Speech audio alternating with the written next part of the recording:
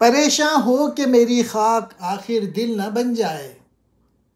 जो मुश्किल अब है यारब फिर वही मुश्किल न बन जाए। ना कर दे मुझको मजबूर नवा फिरदौस में हूरे। मेरा सोज़े दुरूं फिर गर्मी महफिल न बन जाए। कभी छोड़ी हुई मंजिल भी याद आती है राही को। खटक सी है जो सीने में गमे मंजिल न बन जाए। इस गज़ल का बुनियादी मौजू इश्क है। आशिक दिल ही के बाइस मुश्किलों में घिरा हुआ है। अगर दिल ना होता तो इश्क भी ना होता। खाक का बिखर कर दिल बन जाना मजीद मुश्किलों का बाइस बनेगा। इश्क में मेरी खाक परेशान हो रही है। ये खाक परेशान होकर कहीं दिल ना बन जाए। अब दिल ही की वजह से मैं मुश्किलात में मुब्तला हूं। ये ना होता तो इश्क भी ना होता। कहीं फिर इन्हीं मुश्किलों से साबका ना पड़ जाए। मतलब ये कि मैं मर जाऊंगा तो मेरी खाक परेशान हो जाएगी।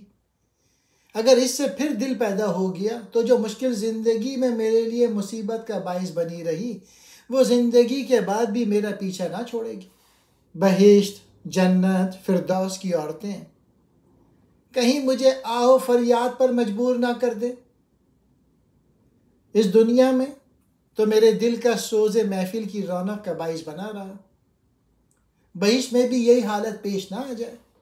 गोया दुनिया में तो इकबाल सोज़े दिल की वजह से इस रौनक का बाइस बने रहे, लेकिन हूरों के मजबूर करने पर वहाँ भी ऐसी सूरत हाल पेश आने का समा ना हो जाए। मैसेज यही है कि अगर जन्नत में इकबाल पहुँच गए तो वहाँ मौजूद हूरें मुझे इज़हार इश्क की इस कैफियत पे मजबूर ना कर दें जिसके सबब मेरी ज़िंदगी में फतूर बरपा रहा। फिर तीसरे शेर में इकबाल कह रहे हैं, सफ़र में कभी ऐसा भी होता है कि मुसाफिर जिस मंजिल से गुजर जाता है उसकी याद उसे तड़पाती रहती है।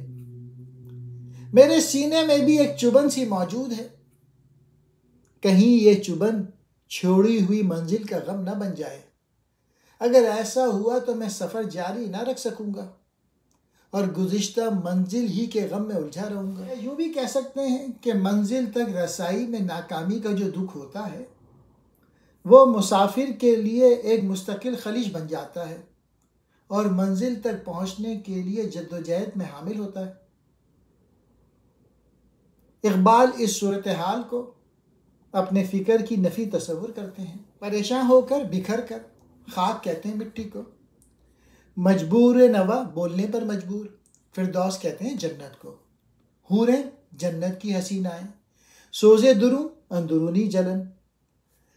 मंजिल कहते हैं मुकाम को, राही मुसाफिर, खटक चुभन को।